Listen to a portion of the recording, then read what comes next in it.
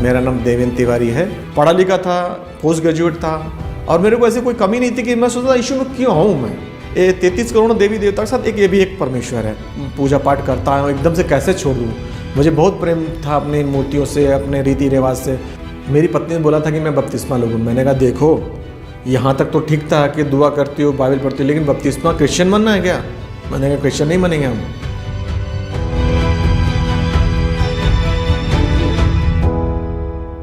मसीह में प्यारे भाई बहनों, नमस्कार, जय मसीह की। मेरा नाम देवेंद्र तिवारी है। मैं उत्तर प्रदेश कानपुर में मेरा जन्म हुआ। मेरे को परवरिश, मेरी जो अपब्रिंगिंग हुई वो एक हिंदू ब्राह्मण परिवार में हुई। मैंने बचपन से अपने पापा को देखा और उनको मैंने देखा था कि कैसे वो कर्म कांड करते थे और 5 बजे से ही सारे मंत्र चलने लगते थे। और मैं देखता था कि हमारी कुल देवी रहती थी, तो जो मेन मुख्य जो रिचुअल्स थे, जो रीतियाँ थी, हम लोग वहाँ जाया करते थे।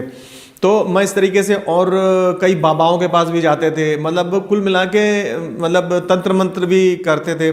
तो कुल मिलाकर के मैंने ये देखा था कि ये मूर्तियाँ, ये सब यही भगवान है, यही परमेश्वर है। 33 करोड़ देवी देवता जो हुआ करते थे। तो और मैं ये देखता था कि ये जो है ये सबको मानना चाहिए। मेरा ऐसे सोच बन गई थी कि यही सच है और यही सबको मानना चाहिए। और मैं देखता था कि वो मेरे पिताजी जो थे इतना ज़्यादा कर्मकांडी थे कि मतलब वो कुछ भी हो जाए वो व्रत करना नहीं छोड़ते थे। और वो जॉब भी करते थे और रात में आते थे, फिर भी वो अपनी मूर्तियों की मतलब उपासना करते। तो ये चीज़ें मेरे अंदर बहुत डीप डाउन भर गई थी। मैं भी बचपन से सोचता था कि मैं भी आगे चल करके ऐसे ही करूँगा, एक पंडित बनूंगा और साथ में जॉब भी करूंगा। तो इस तरीके से मेरी अपब्रिंगिंग हुई, मेरा इस तरीके से मैं बड़ा हुआ। फिर उसके बाद मेरी जब शादी की लड़की देखने के लिए बुलाया गया तो मैं छुट्टी लेकर के हैदराबाद से एयरफोर्स में मैंने ज्वाइन करा था। तो मैं एयरफोर्स से हैदराबाद से कानपुर आया अपने नेटिव प्लेस पे। तो मैं जब उस देखने आया उस लड़की को, तो जब हमारी एंगेजमेंट मतलब हमारी जब पहली मुलाकात थी, तो जो स्मृति तिवारी उनका नाम है, तो उन्होंने पहले ही दिन मेरे को बता दिया था, देखो मैं यीशु को बहुत प्यार करती हूँ और तुमसे शादी करने के बाद भी मैं यीशु को छोड़ने वाली नहीं हूँ। तो मैंने सोचा ये ऐसा कौन बोलता है, शादी में देखने आया हूँ और मेरे से ऐसे बोल रही है। तो मेरे को थोड़ा मतलब मैं आश्चर्य हुआ थोड़ा कि ऐसा कौन बोलता है। लेकिन मेरे को यीशु मसीह जो मैं जब छोटे से बचपन से देखता था तो मुझे वो एक परमेश्वर बहुत मीठा परमेश्वर लगता था। मुझे उस पर घृणा नहीं आती थी। मैं सोचता था कि 33 करोड़ देवी देवता के साथ ये भी एक परमेश्वर है। तो मैंने कहा ठीक है, तुम अपना जो विश्वास है अपनी जेब में रखो, मुझे उससे कोई प्रॉब्लम नहीं, मुझे यीशु से कोई प्रॉब्लम नहीं, तुम्हारे विश्वास से कोई प्रॉब्लम नहीं, लेकिन मुझको फोर्स मत करना कि मैं भी वही करूं।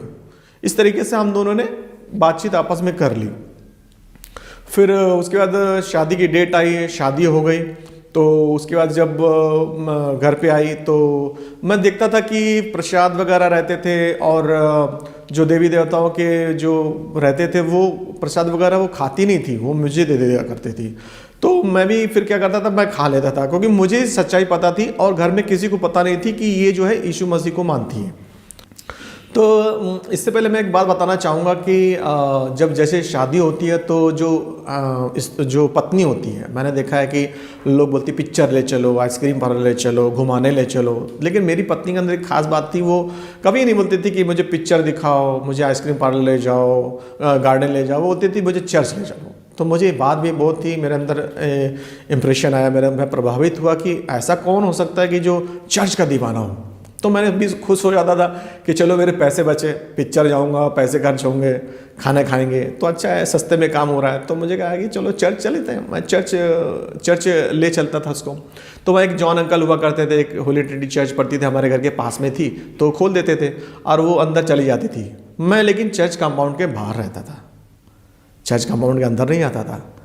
मैं पत्नी से प्रेम करता था इसलिए उसकी इज्जत करता था, लेकिन मैं अपने ऊपर यीशु मसीह को थोपना नहीं चाहता था। तो अंदर दुआ करती थी, जो भी बात करती थी यीशु मसीह से। इस तरीके से हमारे दिन गुजरते गए। तो इस तरीके से दिन गुजरते गए। मैं 15 दिन की छुट्टी पर आया था शादी करने के लिए। तो मैं फिर देखता था कि वो बाथरूम में जाती और ब्लैंकेट डाल करके टॉर्च ला करके नया नया पढ़ती। तो मैं उसको देखता रहता था कि ऐसा क्या है इसमें कि बाइबल में कि इतना दीवाना होकर के कोई कर सकता है।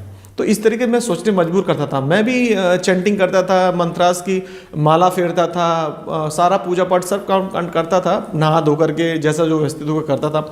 लेकिन ये पैशन, जो एक चाहत थी, वो मेरे अंदर, मैं देखता था मेरी पत्नी को, तो मैं उसके सपोर्ट करता था। मतलब कि मैंने उसको कहीं पर ये बताने नहीं दिया कि वो यीशु मसीह को मानती, नहीं तो घर में बवाल हो जाता, लोग बोलते अरे ये कैसे करने दे रहे हो तुम। तो इस तरीके से दिन आए और मैं फिर वापस हैदराबाद आ गया। जब हैदराबाद आ गए तो वहाँ पर माँ बाप से हम लोग दूर थे, हम ही दोनों थे। तो मैं वही एज ए रिचुअल जो पापा से सीख के आया था, एक मेरे पास 101 की एक माला रहती है, वो ऐसे ऐसे करता रहता था, मूर्ति के सामने रख करके, फ़ोटो लगा करके, और एक माला गले में पहनता था। मैं सोचता था मैं बहुत धर्मी हूँ, मतलब मैं सोचता था कि यदि माला गले में डालूंगा तो मेरे सारे काम बनेंगे, क्योंकि मैं बहुत चैंटिंग करता हूँ। और मैं अपनी वाइफ को सामने देखता था, वो बाइबल पढ़ा करती थी और मैं इधर माला फेरता था। तो हम दोनों में फिर डिबेट हुआ करते थे। मैं बोलता था कि ऐसा क्या है यीशु मसीह में जो तूने ये सब छोड़ दिया, सुबह पढ़ती है, शाम को पढ़ती है, और हमारे इन देवी देवताओं को नहीं मानती। मैं उसको फोर्स नहीं करता था, लेकिन मेरे को क्वेश्चन आता था कि हिंदू ब्राह्मण परिवार में हुआ है, एक अच्छे कुल में हमारा जन्म हुआ है, हमारी रिस्पेक्ट है हर तरफ, फिर ये क्यों इसमें चली गई। तो इस तरीके से मुझे लगता था कि इसको भी, इसमें भी करना चाहिए, दोनों चीज़ करना चाहिए। मैं ऐसा सोचता था, बाइबल भी पढ़ो और ये चैंटिंग मंत्रा भी पढ़ो, ऐसा करके मेरी ऐसे सोच थी। और फिर उसके बाद मैं उसको डिबेट करता था, मैं उससे वाद विवाद करता था। मैं कहता था कि क्या है यीशु में, तो बोलते थे कि यीशु मसीह सच्चा परमेश्वर है, हमारे लिए जान दी, हमारे लिए कोड़े खाए, जी उठा। तो हमने कहा कि इसमें भी ऐसा ही सब कुछ है, इसमें भी क्या खास है, क्या ऐसी टीचिंग है। हमारे धर्म में भी बोलते हैं कि सबसे प्रेम करो, अहिंसा करो, मारो मत, ये सब। तो इस तरीके से ये अपने बताती थी परमेश्वर के बारे में। फिर मैं वंशावली पे आ जाता था कि इनका पिता ये, इनका पिता ये, इनका पिता, इनका पुत्र ये भी वंशावली बताते थे कि अब्राहम का आइजक का याकूब, इस तरीके से भी। तो मतलब कोई अंत नहीं होता था, क्योंकि मैंने देखा है डिबेट का कोई अंत नहीं होता है। अगर आप वाद विवाद करेंगे तो क्या होगा, लास्ट में आर्ग्यूमेंट्स हो जाता है। तो हम लोग को प्यार में कभी कमी नहीं आई इस विषय में कि तू यीशु को मानती है, मैं अपने भगवान को मानता हूँ। लेकिन ये था कि एक हेल्दी डिस्कशन होता था। तो इस तरीके से दिन गुजरते गए। मैं डेली मंत्रास चैंटिंग करता था, मंत्रास बोलता था, माला फेरता था, और ये बाइबल पढ़ती थी। दिन गुजरते गए, लेकिन जब मैं वाद विवाद करता था तो हमारी जो बात थी ना, आखिरी में एक चीज़ पे अटकती थी। मैं बोलता था कि मैं यीशु में, मैं सोचता था कि 33 करोड़ देवी देवता हैं, पर यीशु को भी ले लूँ तो मैं यीशु क्यों ले लूँ। मेरा ये था, क्योंकि मेरे पास जॉब अच्छा था, पढ़ा लिखा था, पोस्ट ग्रेजुएट था, और मेरे को ऐसी कोई कमी नहीं थी कि मैं सोचता था यीशु में क्यों हूँ मैं, ऐसी क्या कमी जो मैं यीशु में हूँ। लेकिन फिर भी मैं एक मानव रीति से सोचता था कि एक कोई आश्चर्यकर्म अगर मैं देख लूँ यीशु में तो मैं आ जाऊँगा। ये ऐसा करके मैं अपनी पत्नी को बोल देता था, मुझे कोई आश्चर्यकर्म देखना है यीशु का। तो बोलती थी कि हाँ, परमेश्वर तुम्हें यीशु मसीह आश्चर्यकर्म दिखाएगा। ऐसे दिन गुजरते गए और 3 महीने गुजर गए हमारे शादी के। तो इसको एक दिन पेट में दर्द हुआ भयंकर। तो हम डॉक्टर के पास गए, डॉक्टर ने चेकअप किया तो पता चला कि इसको 3 महीने का प्रेगनेंसी। मैं बहुत खुश हुआ, मैंने कहा अरे वाह अच्छा हुआ। लेकिन दूसरे ही क्षण उसको थोड़ा डाउट हुआ, तो उसने बोला डॉक्टर ने कि स्कैनिंग करा के आओ। तो जब स्कैनिंग करा के आए तो उसमें देखा कि जो 3 महीने की प्रेगनेंसी थी, जो गर्भावस्था थी, उसमें एक कुछ जान नहीं थी उस बच्चे में, वो मांस का एक टुकड़ा था। और आप सबको मालूम है कि मेडिकल साइंस बोलती है कि अगर मांस का टुकड़ा में जान हो तो एक ट्यूमर की तरह होता है, वो एक कैंसर है, वो इन्फेक्ट करता है पूरे उसको। तो ये बात जी मुझे बहुत ही अंदर से, मतलब डॉक्टर बोली कि इसको निकालना पड़ेगा, नहीं तो तुम कभी बाप नहीं बन सकते, तुम्हारी पत्नी कभी माँ नहीं बन सकती है। तो मैं एक तरह से डर भी गया, क्योंकि मुझे फादर बनना था, पिता बनना था। तो मैंने कहा ठीक है, तो डॉक्टर क्या करें। तो डॉक्टर बोली इसको निकालना पड़ेगा। तो बोला अपनी पत्नी को समझाओ। तो मैं गया, उसको समझाया, बोला कि ऐसी सी बात है, इसमें जान नहीं है और ये मांस का टुकड़ा है, इसको निकालना पड़ेगा। तो मेरी पत्नी बोली नहीं, मैं नहीं करूँगा, रोने लगी। तो मैं अपनी पत्नी से प्रेम करता था और नई नई शादी हुई थी, मैं उसको दुखी नहीं देखना चाहता था। तो मैं डॉक्टर को बताया, तो डॉक्टर बोले एक काम करो, उसको 15 दिन 10 दिन जो भी है उससे लेट मत करो, उसको घर में समझाओ, उसको तैयार करो और 15 दिन 10 दिन के अंदर आ जाओ। उसने एक भी मेडिसिन नहीं दिया, एक भी गोली नहीं दी थी। उसने बोला कि इसको निकालना ही निकालना। तो मैं भी बहुत भारी मन से था, मुझे मूर्तियाँ पूजता था, लेकिन विश्वास नहीं था कि मैं दुआ करूँगा और कुछ होगा। लेकिन मेरी पत्नी को मैंने देखा है बाहर निकल के आई बाहर और वो रोने लगी, बोली इसी डॉक्टर से, इसी हॉस्पिटल से मैं इसी बच्चे की नॉर्मल रिपोर्ट लेके जाऊंगी। तो मैं मनी मन सोच रहा था कि क्या हो गया, उसको लगता है सदमा लग गया, इसको समझाना पड़ेगा। फिर हम लोग घर चलने लगे तो रास्ते में वही चर्च पड़ी। तो ये चर्च पड़ी तो फिर ये अंदर गई, सेम मैं चाबी ली और ये अंदर गई और दुआ करने लगे। मैं चर्च के बाहर ही, कंपाउंड के बाहर, गेट के बाहर। तो उसने दुआ करी और बाहर आई। तो मैंने पहली बार उससे पूछा कि तुमने क्या मांगा यीशु मसीह से? तो उसने बोला, मैंने कहा मैंने इस बच्चे का जीवन दान मांगा। मैंने कहा कि यही बच्चा मेरी गोद में आए और मैंने उसके साथ ही साथ एक वाचा बांधी है कि जब ये बच्चा हमारे जीवन में आएगा, अब से देवेंद्र तिवारी के वंश में कोई दूसरा ईश्वर नहीं होगा, सिर्फ और सिर्फ यीशु मसीह, तू ही हमारा परमेश्वर होगा। तो मैं चौंक गया। मैं सोचता था कि एक वादा करना, एक प्रतिज्ञा करना, ये प्रॉमिस करना, मुझे पता था इस बात की गहराई कि अगर तुम किसी भगवान से, किसी परमेश्वर से कुछ प्रतिज्ञा करते हो तो पूरी करनी पड़ती है। तो मैं डर गया। मैंने बोला कि ये तूने क्या मांग लिया कि मेरे वंश से, मेरे वंश से कोई दूसरा परमेश्वर नहीं हो गया? लेकिन मेरे अंदर एक लालच भी था। मैं सोचता था कि चलो यीशु मसीह से सही कहीं से भी हो, मुझे बच्चा मिल जाएगा, फिर मैं अपनी मूर्तियों में लौट जाऊंगा, क्या फ़र्क पड़ता है। तो इस तरीके से दिन पूरे हुए। फिर दिन जब पूरे हुए, डॉक्टर की बात मुझे याद आई, उसको लेके चलना है। तो मैंने कहा चलो तैयार हो जाओ, डॉक्टर के पास चलना है, अबॉर्शन करना है, इसको निकालना है क्योंकि इसमें जान नहीं है। फिर रास्ते में आए हम लोग, फिर वही चर्च पड़ती थी। तो मैंने कहा कि दुआ नहीं करोगी? तो मेरी पत्नी गई अंदर, मैं फिर चर्च कंपाउंड के बाहर, तो इसने दुआ करी। फिर हम लोग डॉक्टर से मिलने गए। डॉक्टर से मिलने गए तो डॉक्टर पास जब हम लोग गए तो डॉक्टर ने बोला, अरे ये तो अबॉर्शन का निकालना है, इसको अबॉर्ट करना है क्योंकि इसमें जान नहीं है। उसने पूरा केस शीट देखा और मेरे साइन ले लिए और ओटी तैयार कर दिया, ऑपरेशन थिएटर तैयार कर दिया।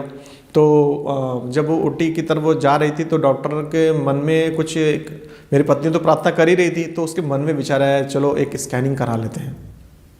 तो उसने एक स्कैनिंग कराने के लिए बोला। फिर हम लोग हैदराबाद गए, हैदराबाद के स्कैनिंग सेंटर में गए, वहाँ से स्कैन करा के लाए। तो जब स्कैनिंग की रिपोर्ट आई तो डॉक्टर भी परेशान हो गई, बोले अरे ये क्या हो गया, इसका तो पूरा बॉडी पार्ट बन गया, इसमें तो जान है।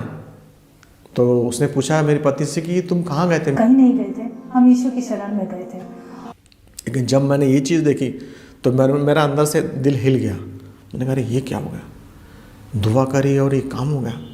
और मुझे पत्नी की भी याद आई कि उसने कहा था कि मैं यहाँ से नॉर्मल रिपोर्ट लेके जाऊँगी। जनरली जो लेडीज़ होती हैं वो घर जाती हैं, वहाँ पर डिलीवरी कराना अच्छा रहता, तो मैं उसको घर छोड़ के आया। फिर जब समय हुआ तो मैं छुट्टी लेकर के कानपुर गया। तो वहाँ मरियमपुर, इसको पेट में दर्द हुआ तो मरियमपुर हॉस्पिटल जब समय पूरा हुआ तो वहाँ एडमिट करा दिया। और वहाँ पर डॉक्टर ने बोला 2-3 दिन पहले ही एडमिट कर लिया। उन्होंने बोला 26 जून को एडमिट कर लिया। उन्होंने बोला कि बच्चे का सर नीचे आ गया है, पानी पूरी तरह से निकल चुका है, कुछ ही घंटों में डिलीवरी हो जाएगी। पूरा 26 तारीख बीत गई, 27 तारीख बीत गई, कुछ पेन नहीं, कोई साइन नहीं, और वो डॉक्टर भी इंतजार कर करके थक गए। फिर फाइनली उन्होंने डिसीजन लिया कि अब कोई चारा नहीं है, अब ओटी तैयार करो, अभी सिजेरियन करना पड़ेगा। और वो टाइम पे भी मेरे हस्बैंड ने सिजेरियन करने के लिए मेडिकल पेपर पे साइन कर दिए। इसलिए मैं बार बार मैसेज दे रही थी अंदर से कि जाइए और प्रेयर करवा के आइए। तो मैं भाग के दुआ कराता था।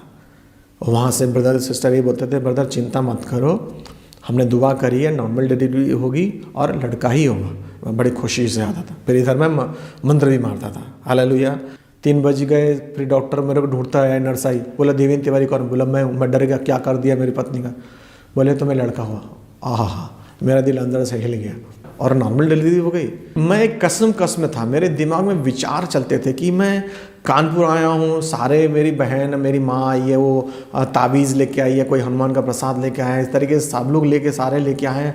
और मैं डरता था कि मैं कैसे बताऊंगा कि मैं यीशु से प्रेयर भी चल रही है। इस तरीके से मैं छोटा था तो मुझे प्रेशर रहता था, मेंटल प्रेशर रहता था। लेकिन परमेश्वर ने जो 3 दिन लगाए उस पर मेरे को परमेश्वर ने तोड़ा। मेरे अंदर का जो डर है वो ख़त्म किया। क्या हुआ कि जब तीसरे दिन गुजरा तो मैं वहाँ एक चैपल रहती है, वहाँ चैपल थी क्योंकि वो क्रिश्चियन हॉस्पिटल था, तो वहाँ चैपल में मैं गया और मैं रो रहा था। मैं कह रहा था कि खुदा बाप, मैं नहीं जानता तू कौन है, लेकिन यदि तू मुझे, मैं लड़के की जिद कर रहा था, तो मैंने कहा चाहे लड़का हो चाहे लड़की हो, मेरे को लड़का या लड़की कोई भी दे दे, लेकिन दोनों सुरक्षित रहें। तो अगर ये तू दे देगा तो मैं नया नियम का एक चैप्टर डेली पढ़ूंगा। इस तरीके से मैंने प्रतिज्ञा करी यीशु मसीह से, और रोने लगा। लेकिन मेरे अंदर एक साहस आया, तो बस मेरी जर्नी वहाँ से स्टार्ट हो गई यीशु में, क्योंकि जो एक बीज था वो मेरे अंदर बढ़ रहा था। और मैंने फिर सब लोग बोलने लगे मेरी कुल देवी हुआ करती हैं वहाँ, कुल देवी, मेरी माँ बोली कुल देवी के पास चलना पड़ेगा, बाल घुटाने पड़ते हैं, उसको मुंडन बोलते हैं, क्रिया होती है, तो मुंडन कराने के लिए कुल देवी जाना पड़ता था। तो वो बोली वहाँ जाना पड़ेगा। सब लोग अपना ट्रेडिशन बताने लगे, कोई बोला कि ये ताबीज़ बांध दो, तो मेरे अंदर साहस आया। मैंने कहा देखो मैंने दुआ करी है, यीशु से आया, हम ये कुछ नहीं खाएंगे। वो साहस यीशु ने मेरे को 3 दिन में दिया, मेरे मेंटल प्रेशर को कम किया। मैं कहीं मूर्ति वाला काम नहीं करूँगा। तो फिर मैं हैदराबाद वापस आया। तो उस बीच में मैंने जैसे बताया था कि मेरे अंदर ये था कि आशीष आ जाए, और आशीष आ गई। अब मैंने प्रतिज्ञा करी थी कि नया नियम पढ़ूंगा, तो मैं पढ़ता था, तो मैं देखता था ब्लड खून रक्त पड़ता था। बस देख क्या है ये, खून रक्त ब्लड, यीशु का लहू। समझ में नहीं आता था, लेकिन मैंने प्रतिज्ञा करी थी तो मैं डेली एक चैप्टर पढ़ता था। तो फिर भी साथ में मूर्ति पूछता था। मेरी पत्नी ने बोला था कि मैं बपतिस्मा लूँगा। मैंने कहा देखो यहाँ तक तो ठीक था कि दुआ करती हो, बाइबल पढ़ती हो, लेकिन बपतिस्मा क्रिश्चियन बनना है क्या? मैंने कहा क्रिश्चियन नहीं बनेंगे हम। मैंने उसको मना किया, बपतिस्मा नहीं लेना है। लेकिन मेरी पत्नी बोली नहीं मैं तो बपतिस्मा लूँगी, इससे पहले की बात है। तो मैंने कहा, मैं भी सोचने मजबूर आ रही, ये क्या हो रहा है? मैं तो सोचता था ये ऊपर है, ये तो बिल्कुल अंदर चली जा रही है, तो ईसाई बन रही है, क्रिश्चियन बनी जा रही है। तो पास्टर आए और अंकल आंटी आए और हम 5 लोग वहाँ पर बैठे थे। तो मैंने उनसे डिबेट शुरू करी। मैं क्या था, मैं हर चीज़ लॉजिकली रेशनली डिबेट करता था हर चीज़ में, कि मैं यीशु में आना चाहता था। चलो एक अच्छा परमेश्वर, तो मैं क्यों आऊँ यीशु में, मेरे पास क्या कमी है? तो इस तरीके से मैंने पास्टर से डिबेट शुरू करी। तो उन्होंने एक ही बात बोली, यूहन्ना 14, उन्होंने कहा कि बिना पुत्र के, बिना यीशु मसीह के पिता के पास कोई नहीं जा सकता, और करके वो चुप हो गए। मुझे मेरा आंसर मिल गया था कि बिना पुत्र के को स्वीकार किए बिना कोई पिता के पास नहीं जा सकता। तो फिर भी मैंने अपने को अंदर से साहस किया। मैंने कहा देखो हिंदू धर्म में भक्ति मार्ग है, ज्ञान मार्ग है, कर्म मार्ग है, योग मार्ग है, इन मार्गों से भी हम मोक्ष प्राप्त कर सकते हैं, मैं इसमें क्यों आऊँ? तो उन्होंने बोला कि हाँ वो है, लेकिन बिना यीशु के स्वीकार्य नहीं हो सकता। तो मैंने इस तरीके से, मैं अपनी जितनी मेरा ज्ञान था, जरा मेरी बुद्धि थी, उससे मैंने उसका संघर्ष किया। लेकिन अंदर से मैं यीशु में आना चाहता था। मैं एक रास्ता ढूंढ रहा था कि मैं रेशनली सोचता मैं क्यों आऊँ। तो एक रेमा वर्ड होता है, एक रेवलेशन होता है जो बाइबल में मैंने पढ़ा है, तो उसमें एक है कि वो जो तीर है, जो आत्मक तीर, वो अंदर घुसता है। पास्टर ने एक क्वेश्चन पूछा, बोला कि यदि आज अगर हम मर जाएं तो कौन कौन जाएगा? तो ये जो वाक्य उन्होंने पूछा, वो हाथ खड़ा करे। तो अंकल ने हाथ खड़ा करा, आंटी ने हाथ खड़ा किया, मेरी पत्नी ने हाथ खड़ा किया, पास्टर ने हाथ खड़ा, मेरे हाथ नीचे थे। तो ये मेरा रेमा वर्ड था, मेरे अंदर हिल गया, मैं अंदर से, कि मैं इतना मेहनत करता हूँ, मैं इतना सब कुछ करता हूँ कि यदि आज मैं मर गया तो मुझे कॉन्फिडेंस नहीं कि मैं स्वर्ग जाऊँगा। और ये लोग सिर्फ बाइबल पढ़ते हैं और इनके अंदर इतना कॉन्फिडेंस है कि अगर आज इनकी आँख बंद हो जाती है तो स्वर्ग जाएंगे। वो बात मेरे को अंदर से हिला दिया। वो मेरा टर्निंग मोमेंट था यीशु में आने का। तो मुझे एक रास्ता दिखा, एक कारण मिला कि यीशु में क्यों आना है। यीशु में इसलिए आना है कि बिना उसके हम नहीं आ सकते, मानव का ज्ञान व्यर्थ है। फिर भी मैंने मन को कठोर किया कि नहीं, बपतिस्मा नहीं लूँगा। और इस पत्नी को मना किया, ईसाई नहीं बनना है, बपतिस्मा लेने पे ईसाई बन जाते हैं।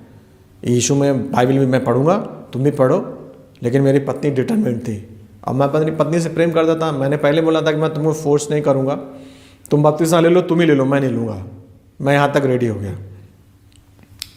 ऐसे दिन गुजरते गए। फिर आंटी से हम संपर्क में आ गए। तो आंटी से मैं बात करता था। आंटी भी हिंदू बैकग्राउंड से आई थी। तो मैंने कहा आंटी आप मेरी मनोदशा को समझ सकती हैं, इतने बचपन से मैं पढ़ता आया हूँ, सब मैं देखता आया हूँ, सब पूजा पाठ करता हूँ, एकदम से कैसे छोड़ दूँ। मुझे बहुत प्रेम था अपनी मूर्तियों से, अपने रीति रिवाज से, इतना मतलब आदर मिलता था कि मैं उनको एकदम झटके से कैसे छोड़ दूँ, कि मेरी मन स्थिति मेरे अंदर युद्ध चलता था। क्योंकि कोई धर्म, सबसे बड़ी बात है, कोई धर्म ये नहीं बोलता है कि पाप करो, हत्या करो, सभी अहिंसा और अच्छी बातें बोलते हैं। तो हमने कहा ये बाइबल भी बोलती है, तो इसमें क्या अंतर है दोनों में।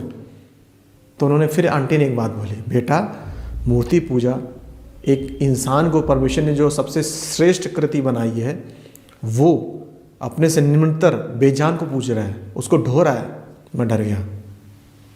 वो मेरा टर्निंग पॉइंट था। मैंने अपनी पत्नी से बोला ठीक है। वो जो दिन था महाशिवरात्रि का दिन था। मैंने कहा मैं भी तुम्हारे साथ बपतिस्मा लेता हूँ, हम दोनों एक साथ नहीं। और आंटी ने तीसरा पॉइंट बोला कि बेटा एक बिलीवर है, एक अनबिलीवर है, एक विश्वासी है और एक अविश्वासी है, वहाँ ब्लेसिंग नहीं आता। तो तीसरा ये टर्निंग पॉइंट था। तो मैंने ठीक है। और वो दिन आया, हमने बपतिस्मा लिया और महाशिवरात्रि के दिन था। उस दिन हमने सारा जितनी मूर्ति थी, जितना मेरा ज्ञान था, सारा वो जो मैं माला धारण करता था, जिसमें मुझे घमंड था कि मैं इसको पहनता हूँ, मैं होली हूँ, बहुत धर्मी हूँ, मैं पवित्र हूँ, वो मैंने हटा दिया और पूरा से पूरा मैं यीशु में आ गया। अच्छा, मेरे अंदर क्या था, एक पैशन आ गया। मैं भी एक पढ़ने लिखने वाला छात्र था, मैं पढ़ता रहता था। और मैं वो नया नियम जो छोटी सी पुस्तक थी, मैं अपने जेब में रखने लगा। मैं ऑफिस जाता तो मैंने डिबेट शुरू कर दी। लोग बोले अरे तू क्रिश्चियन बन गया। मैं विश्वासी बनाऊँ, यीशु का चेला बनाऊँ। बाइबल में कहीं कन्वर्जन नहीं है, बाइबल में कहीं क्रिश्चियन का परमेश्वर नहीं लिखा है। बाइबल लिखा है जाति जाति का परमेश्वर। मैं पढ़ता था, मैं बोला उनसे। और जब मैं नया विश्वासी था, मुश्किल से 15 दिन का, तो मेरे से डिबेट लोग करते थे। 20-20 लोग एक तरफ खड़े हो जाते थे, मैं अकेला। मैं बोलता था मैं यीशु में क्यों, क्योंकि मेरे को रीजन मिला था मैं यीशु में क्यों आया, क्योंकि मैंने तर्क से आया था कि मैं यीशु में क्यों आया। मैं उनको बोलता था मैं यीशु में इसलिए आया। तो बोलते थे कि तुझे पैसा मिला होगा। मैंने कहा हाँ मुझे पैसा मिला। बोले कितना पैसा मिला? हमने कहा यीशु मसीह ने मेरे लिए जान दी, कोई किसी के लिए जान नहीं देता, मुझे वो पैसा मिला। वो एक जीवित परमेश्वर है। लोग बोलते थे पागल हो गया है। इस तरीके से मेरी जर्नी शुरू हुई। बाइबल बताती है कि हमारा रूपांतरण होता है, हमारा ट्रांसफॉर्मेशन बनता है। हम एक अच्छे पति बन जाते हैं, एक हम अच्छे वर्कर बन जाते हैं, हम एक अच्छे नागरिक बन जाते हैं, हमारे सारे मन की गंदगी हट जाती है, हम अंदर से शुद्ध होते हैं। तो मैं देखता था कि मेरे अंदर क्या परिवर्तन आया है। मैंने बपतिस्मा ले लिया, मैं नए परमेश्वर को स्वीकार कर लिया। तो मेरे अंदर चेंजमेंट क्या है, मैं क्या करता हूँ ऐसा गलत जो मुझे नया सृष्टि बनना चाहिए। तो मैं देखता था मैं गाली देता था। तो मैंने हाँ मैं गाली देता हूँ, मैंने गाली देना बंद कर दिया। नई सृष्टि बाइबल मना करती है। मैंने फिर अंदर और देखा तो हमारे एयरफोर्स में 6 बोतल मिलती है, लिकर मिलती है, दारू मिलती है, सबको मिलती है। तो मैं क्या करता था, पीता नहीं था लेकिन उनको बेच देता था, उसका पैसा मिलता था, डिफरेंस मिलता था, अच्छा पैसा मिल जाता था, तो एक अच्छी इनकम हो जाती थी। तो बाइबल ने मेरे से बात करी, बच्चे ने मुझसे बात करी कि तुम नई सृष्टि हो, तुम नहीं पीते हो लेकिन तुम्हारे खाते से, तुम्हारे अकाउंट से कोई दूसरा दारू पी रहा है, तुम पाप की कमाई खा रहे हो। तो मेरे अंदर परिवर्तन आया। मैंने नहीं ये बंद करता हूँ, मैंने वो बंद किया। फिर मैं टीवी देखता था, टीवी में ऐसी पिक्चर आती थी जो नहीं देखना चाहिए, वो मैंने बंद करी, क्योंकि लोगों को नहीं पता होता है। लेकिन जैसे जैसे आप बाइबल पढ़ते हैं, वचन बात करता है, अंदर से परिवर्तन आता है। मैंने अपनी आत्मिक यात्रा में, अपनी स्पिरिचुअल जर्नी में देखा है कि जब आप मसीह में आते हैं तो मैंने फील किया है कि आपका सबसे पहले आपके अपने से लड़ाई होती है, अपने मांस से, अपने पुराने व्यक्तित्व से लड़ाई होती है। जो आप पुराना जीवन जीते हैं उससे लड़ाई होती है, और वचन उसको धोता है। जब आप आगे नेक्स्ट स्टेप जाते हैं तो आपकी फिर समाज से लड़ाई होती है, आपके दोस्तों से लड़ाई होती है। लड़ाई अंदर से संघर्ष होता है, क्योंकि आपने नया विश्वास एक लिया है, तो वहाँ संघर्ष होता है। क्योंकि लोग पूछते हैं कि भाई क्यों आए, उसको आपको जवाब देना पड़ता है, और इसके लिए आपको बाइबल पढ़नी पड़ती है। क्योंकि आपको लोग या तो बोलेंगे तो पैसे से आए हो, जब पैसे से नहीं आया तो दूसरा मतलब हो गया आत्मिक तरीके से आए हो। तो वहाँ पर मतलब आपके समाज में आपको बताना पड़ता है कि आप क्यों छोड़ के आए। तो वो एक सामाजिक लड़ाई शुरू हो जाती है, एक परिवार में लड़ाई शुरू हो जाती है, एक प्रेशर आता है समाज का, एक दुनिया का। तो वहाँ से मेरी शुरुआत हुई। तो मेरी जो बहन थी, जो मेरा बहुत विरोध करती थी, 12 बजे रात को दरवाज़ा खटखटाया उसने। बोला मेरा निकनेम रमन है, फिर से बताऊंगा। तो वो आई, बोली कि चलो जीजा बहुत बीमार हैं, हॉस्पिटल में एडमिट हैं। तो मैंने कहा क्या हुआ? बोले कि उनको लीवर का प्रॉब्लम हो गया, लीवर सिरोसिस है और उनको तुम दुआ करनी है। तो मैंने कहा अरे वाह, परमेश्वर ने काम किया। हम लोग सबके लिए दुआ करते थे कि इन लोग का भी उद्धार हो। तो वो एक मतलब हमारे जो एक स्पिरिचुअल जर्नी थे उसमें एक मील का पत्थर साबित हुआ कि मेरे जो परिवार के लोग हैं उन्होंने धीरे धीरे विश्वास करना शुरू किया। और भाइयों बहनों, मैं आपको बताना चाहूँगा कि उस हमारी जहाँ मैं वो कानपुर में कलीसिया जाता था, वो कलीसिया ने मन लगा के हम सब ने प्रेयर करी, दुआ करी। तो उस बेड, जो उस रूम में जो बेड था, वहाँ से कोई जिंदा नहीं आता इस बीमारी से, लेकिन सिर्फ जीजा मेरे वहाँ से जिंदा वापस आए। तो उनके दिलों में काम हुआ। और उसके बाद मेरा हैदराबाद में मेरे को मुश्किल से 1 साल हुआ था, ये सब हुए, मेरे नए परिवर्तन हुए, मेरी पोस्टिंग आ गई जैसलमेर, राजस्थान। तो और हमने यही दुआ करते थे, खुदा बाप हमको यहीं रखो, हमें यही अच्छा लग रहा है। लेकिन परमेश्वर कहता ना कि तुम्हारे लिए मेरी योजनाएं अलग हैं। और हम जब जैसलमेर गए तो मैं जैसलमेर के रेलवे मतलब जैसलमेर जाने के लिए पहले जोधपुर जाना पड़ता है हैदराबाद से। तो जोधपुर के रेलवे स्टेशन में हम वेटिंग रूम में बैठे थे। तो मैंने देखा मेरा दोस्त बहुत दुखी मन से वहाँ बैठा हुआ अपनी पत्नी के साथ। तो मैं उसके पास गया, मैंने क्या हुआ? तो उसने बताया कि ऐसा करके अबॉर्शन करा के आ रहा है मिलिट्री हॉस्पिटल से। तो मैंने अपने पत्नी को बुलाया, क्योंकि वो पैशनेट है वो। तो मैंने उससे बोला कि जाओ यीशु के प्रेम के बारे में बताओ उनको, ऐसा मेरा दोस्त है करके। तो मैंने कहा अभी मत यीशु पुराण अभी मत शुरू कर देना, अभी बहुत दुखी हैं। जैसलमेर पहुंच जाएंगे, वहाँ से 6 घंटे लगते हैं जोधपुर से जैसलमेर जाने के लिए, वहाँ जाके बताएंगे। इस तरीके से परमेश्वर ने हमको हैदराबाद हमारा छुड़ाया, मोह छुड़ाया और हमको एक असाइनमेंट दिया। मैं बताना चाहूँगा कि जब हम अलाइनमेंट करते हैं, अलाइनमेंट इन द सेंस जब परमेश्वर के वचनों में चलने शुरू कर देते हैं तो परमेश्वर असाइनमेंट देता है, काम देना शुरू करता है। तो इस तरीके से हमको एक काम मिला। और हमको देखिए, मैं बताना चाहूँगा, हमको न कोई बाइबल का ज्ञान हुआ था, ना हमारे पास्टर से हमारी बाइबल स्टडी हुई थी। हम लोग तो एक नए विश्वासी थे और हमको सीधा सीधा जैसलमेर राजस्थान भेज दिया, जो वहाँ पर बॉर्डर एरिया था। और वहाँ पर हमको सोचो आत्मा ने बढ़ाया, एक ऐसा काम दिया जो सूखे निर्जन प्लेस में, जहाँ पर एक चर्च भी हमको नहीं मिली थी, वहाँ पर एक काम दिया। और मेरी पत्नी उनके पास जाने लगी, लेकिन परमेश्वर ने इनिशिएट मुझे यूज़ किया। मेरी पत्नी उनके पास जाने लगी और वहाँ पर उनसे दुआ करने लगी और परमेश्वर को आशीष दिया और उनका साल्वेशन हुआ, उनका ताना हुआ।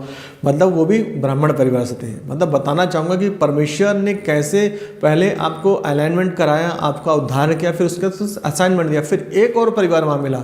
इस तरीके से वो निर्जन प्लेस में, जहाँ पर कोई बाइबल स्टडी नहीं थी, जहाँ चर्च नहीं थी, हमको मालूम भी नहीं थी, क्योंकि वहाँ 3 साल का टेन्योर रहता था। और लास्ट में बिल्कुल आखिरी 6 महीने में हमको एक चर्च पता चली थी, जो एक अच्छी चर्च थी। और वहाँ पर मेरा और एक काम हुआ मेरे जीवन में कि परमेश्वर धीरे धीरे आपके अंदर से कंकड़ पत्थर हटाता है। मेरे जॉब इतने टफ था वहाँ पर, क्योंकि वहाँ पर आर्मी एरिया था, वहाँ ऑपरेशनल बेस था और वहाँ पर सारे टेंट में होता था। एक पहाड़ी टाइप में मेरा ऑफिस था, टेंट था। वहाँ पर मेरी शिफ्ट रहती थी, सुबह जाओ 2:30 बजे आ जाओ, फिर रात में 6 बजे चले जाओ, अगले दिन सुबह आओ। तो मतलब वहाँ पर कुछ नहीं रहता था। मैं एक बाइबल रहती थी और परमेश्वर, अब मेरा वर्क स्पॉट। लेकिन परमेश्वर ने मुझे बहुत कुछ सिखाया कि मतलब कि मैं अपने आप को एक परमेश्वर के साथ मैं अपना रिश्ता महसूस करने लगा। मतलब एक जो बोलते ना कि कैसे परमेश्वर तुम्हें धोता है वचन से। तो वहाँ पर भी मैं जब ऑफिस में जाता था, वहाँ पर फिर एक वही लोग कि तुम तिवारी हो। मतलब हैदराबाद छोड़ के आया, वहाँ लोगों को समझाया। फिर मैं अब जैसलमेर आया, वहाँ भी ऑफिस में लोगों को समझाना पड़ता था कि तुम तिवारी हो। और चर्च और बाइबल को समझ में नहीं आया। वहाँ पे लोगों को बताता कि परमेश्वर ने कैसे मेरे साथ काम किया। मेरे बच्चा जिसको इस दुनिया में नहीं आना था, उस परमेश्वर ने उस बच्चे को मेरे जीवन में दिया। कैसे बड़े बड़े आश्चर्य कर्म किए, उनको बताता था। तो लोगों को समझ नहीं आता था। लोग कनेक्शन क्या वो जोड़ते हैं कि धर्म बदला है, लेकिन मैं बोलता था नहीं, परमेश्वर ने हमारा मन बदला है, मेरे को नई सृष्टि बनाया। मेरा नाम आज भी देवेंद्र तिवारी है। उसके बाद ऐसे दिन गुजरते गए, परमेश्वर ने और कई लोगों के जीवन में काम किया। फिर मेरा ट्रांसफ़र हो गया, मेरा ट्रांसफ़र कर्नाटक बीदर हो गया। और हमको भी परमेश्वर बोला कि परमेश्वर दास ने कि परमेश्वर तुमको भी इस्तेमाल करेगा। लेकिन हम लोग को विश्वास नहीं होता था कि हाँ रे हमको क्या इस्तेमाल करेगा, हम लोग तो अभी 3 साल हुए हैं और हमें क्या इस्तेमाल करेगा। इस तरीके से हम लोग हंसते थे मन ही मन, मतलब कि हमें क्या नॉलेज है जो हम इस्तेमाल करेगा। तो लेकिन मैं बताना चाहूँगा कि परमेश्वर मन देखता है, अंदर का मन देखता है, ज्ञान नहीं देखता इंसानी। क्योंकि मैं ज्ञान छोड़कर ही सच्चे परमेश्वर की खोज में आया था। फिर मैं जब कर्नाटक बीदर में आया, डिफरेंट डिनोमिनेशन के लोग मिले, उनको पता चला कि हम लोग भी बिलीवर हैं। तो एक ऐसी एक सभा थी, उन्होंने बोला कि ब्रदर मैसेज दो करके मेरे पास बाइबल पकड़ा दी। मैं सोचा मैसेज दो, मैं क्या मैसेज दूँ, और बाइबल पकड़ा दी। मेरे को कितना पढ़ा मुझे खुद ही ज़्यादा पता नहीं, लेकिन परमेश्वर ने मेरे को वहाँ से शुरुआत करी, मेरे को वहाँ से वचन देना शुरू किया। फिर वहाँ पर धीरे धीरे जब मैं वचन देना शुरू किया, मेरे अंदर विश्वास आया कि हाँ मैं वचन दे सकता हूँ। मैंने और बाइबल अध्ययन शुरू करा, तो मैं मंगलवार की एक प्रार्थना सभा शुरू करी। वहाँ पर मैं देखता था कि मेथोडिस्ट के भी लोग, हिब्रोन के भी लोग, पेंटेकोस्टल के लोग, रोमन कैथोलिक्स लोग, सब लोग इकट्ठा होने लगे और पूरी भर गई वो जगह। इस तरीके से परमेश्वर हमें वहाँ मंगलवार की हमारी सब प्रार्थना सभा को बढ़ाने लगा, और वहाँ पर भी बहुत सारे लोग प्रभु में आए। फिर वहाँ पर भी जब मैंने जैसलमेर लोगों को बताया कि मैं कैसे प्रभु में आया, क्यों आया, फिर मैं ये सामना मेरा बीदर में कर्नाटक में हुआ। वहाँ फिर क्वेश्चन कि तुम तिवारी, तुम ब्राह्मण, तुम बाइबल और चर्च कैसे आए? तो फिर मैं वहाँ बताता था कि यीशु ने हमारे जीवन में कैसे बड़े बड़े काम, तो लोगों को वो आंसर मिलते थे। और उस तरीके से लोग कनेक्शन जोड़ते थे कि इसकी पत्नी क्रिश्चियन रही होगी और उसने लव मैरिज करी होगी, तो इस तरीके से लोगों को बताते थे भाई ऐसा नहीं है। फिर ऑल ऑफ सडन मैंने देखा वहाँ पर एक हैदराबाद से एक फैमिली आई, और हम एयरफोर्स में फेमस हो गए थे कि ये लोग दुआ करते हैं यीशु में। तो वो फैमिली आई, उन्होंने मेरे को फ़ोन करके बोला कि मेरी पत्नी जो है ईवल स्पिरिट से ग्रसित है, उसके लिए दुआ करो। तो हमारे फिर देखो कैसा परमेश्वर यूज़ करता है। जैसा मैंने पहले बताया था कि जब आपकी आत्मिक यात्रा शुरू होती है तो पहले आपको अपने आप से लड़ना पड़ता है, फिर आप समाज से लड़ते हैं। जब आपका तीसरा लेवल आता है तो आपका आत्मिक युद्ध शुरू हो जाता है। और बाइबल में जितना मैंने अध्ययन किया है कि बाइबल 2 बातों पर आधारित है, मसीह जीवन 2 बातों पर आधारित। एक है मसीह पर विश्वास, दूसरा आत्मिक युद्ध। जब हम मसीह में आते हैं तो चाहे आप शामिल हो चाहे ना हो, आप एक आत्मिक युद्ध में शामिल हो जाते हैं। तो फिर हमको वहाँ पर एक असाइनमेंट मिला। क्या मिला? हम और देखो परमेश्वर कैसे इस्तेमाल करता है कि हम कोई पास्टर नहीं थे, हम कोई बहुत बड़े सेवक नहीं थे, लेकिन परमेश्वर हमको कहाँ ले जा रहा है? आत्मिक युद्ध में। तो मैंने कहा ठीक है। और मेरे को एक धुन थी, मेरी पत्नी तो पक्की थी धुन में, स्मृति तिवारी ज़बरदस्त, और मेरे अंदर भी धुन थी कि हाँ मुझे ये पता था, एक बात मुझे पता थी कि यीशु में सब कुछ संभव है, इसलिए मैं डरता नहीं था। मुझे पता था कि यीशु मसीह एक सच्ची शक्ति है, क्योंकि मैं पुराने जीवन मूर्तियों से निकल के आया था। मुझे पता था कि यही शक्ति है जो सबको हरा सकती है। तो मैंने कहा हाँ तेरी पत्नी ठीक हो जाएगी, उसको इविल स्पिरिट भाग जाएगा, हम दुआ करेंगे, यीशु में हम लोग दुआ करेंगे। तो धीरे धीरे हमने जब उसने अपना घर में बुलाया, तो मैं आपको खुदा बाप यीशु मसीह की ताकत के बारे में बताना चाहूँगा कि जब मेरी पत्नी को मैंने बताया था कि मैं ऐसे आदमी से मिलने जा रहा हूँ, दुआ करो। और मेरी पत्नी को अंदर स्पिरिट में मालूम चल गया था कि एक बहुत बड़ा स्पिरिचुअल वारफेयर करना है, आत्मिक युद्ध लड़ना है। तो हम जब दोनों घर गए तो जब हम लोग स्टेप ले रहे थे सीढ़ी पर, उसका 2nd फ्लोर पर जाकर, तो वहाँ से ही उसकी पत्नी चिल्लाने लगी, एकदम से पूरा आवाज़ें निकालने लगी। और हम लोग नए थे, 3 साल के। मेरा मसीह जीवन तो 3 ही साल शुरू हुआ था, मेरी पत्नी तो पहले से थी। लेकिन मैं सोचता था अरे बाप रे, यीशु में इतना नाम है कि हम लोग जब अंदर आए और यीशु के नाम के लोग आ रहे हैं और वो हिलने लगी पूरी। मतलब मैंने पहली बार मैं डर गया, मतलब एक तरह से मैं अपने को संभाला कि वो ज़मीन से कम इतना नीचे से इतना ऊपर उठ जा रही थी। यीशु के नाम बताए नहीं कि उतना विचित्र आवाज़ें निकालने और उठने लगी। तो मैंने कहा मैंने एक नया एक्सपीरियंस लिया कि तीसरा स्टेप स्पिरिचुअल वारफेयर, आत्मिक युद्ध। और मैं आपको बताना चाहूँगा खुदा के लोगों, वो बिल्कुल मुक्त हो गई। वो है हमारे परमेश्वर की ताकत। यानी कि जब हम मसीह में आते हैं, हमारा परमेश्वर हमें नया बनाता है, साथ साथ हमको परमेश्वर से हमारा अलाइनमेंट होता है, फिर परमेश्वर हमको असाइनमेंट देता है और हमारे अंदर की सारी चीज़ों को वो निकालता है, हमें नया बनाता है, हमें एक नई सृष्टि बनाता है। दोनों में विरोध आता है लोग। और मैं और बताना चाहूँगा कि मैंने MCA किया था, तो मैं IT डिपार्टमेंट में वहाँ काम करता था। तो वहाँ पर मतलब स्पेशल सेल में काम करने, मतलब वहाँ पर आप काम करते हैं तो मतलब आपको बाइबल पढ़ते हैं और तिवारी टाइटल हो रहे, थोड़ा हजम नहीं होता, लोग कनेक्शन दूसरा निकालते हैं।